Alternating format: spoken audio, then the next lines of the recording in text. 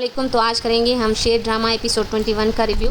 21 episode का आगाज़ होता है शेर की मां जो अपने मुलाजिम को कहती है कि शेर को हॉस्पिटल से निकालना है और उसकी ज़िम्मेदारी अब तुम्हारी है।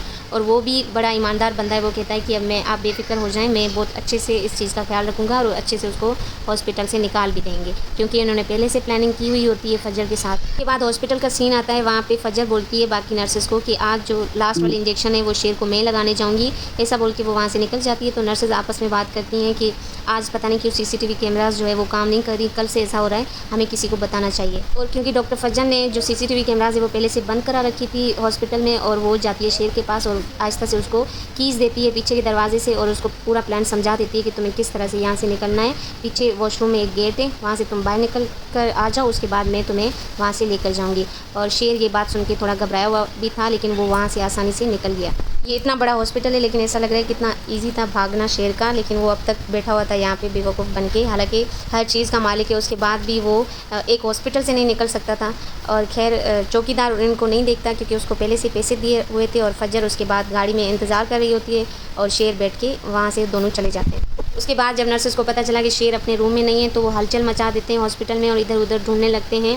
और डॉक्टर ताहा को बताते हैं और फिर लंगूर को भी पता चल जाता है। वो बड़ा परेशान हो जाता है, क्योंकि ये शेर जो है एक पेशेंट नहीं था, वो ख़जाना था उनके लिए, पैसे मिल रहे होते थे उनको। और लंगूर बहुत परेशान हो गया था कि अब मैं पैसे कहाँ से लाऊंगा, शेर भी चला गया। फिर क्या करते हैं कि अंगूर जो है वो बदर जमा को बता देता है कि शेर भाग गया हॉस्पिटल से। और फिर ये सारे चारों परेशान हो गए कि अब शेर आज़ाद हो गया। शेर अब आज़ाद होने के बाद हमारी तो ऐसी की तैसी हो जाएगी। सारे परेशान हो रहे हैं कि किस तरह से अब निशाना बनेंगे हम शेर का।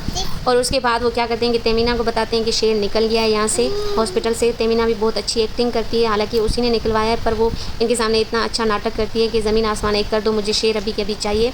इतना लापरवाह आप लोग कैसे हो सकते हो कि ना शेर का आप ख्याल नहीं रख पाए और वो हॉस्पिटल से भाग गया। यहाँ पे अभी थोड़ा अच्छी हो रही है। पहले बीच में ना इसकी एक्टिंग बहुत बुरी हो गई थी, ये बहुत नेगेटिव कैरेक्टर करी थी, लेकिन इतना भगाने की क्या ज़रूरत थी। मैं ये सोच रही हूँ कि सब कुछ इसके नाम पे है। ये अपने बेटे को इज़्ज़त से वहाँ हॉस्पिटल से निकाल भी नहीं सकती, उसके लिए भी इसको भगाना पड़ रहा है। ये बात समझ से बाहर है।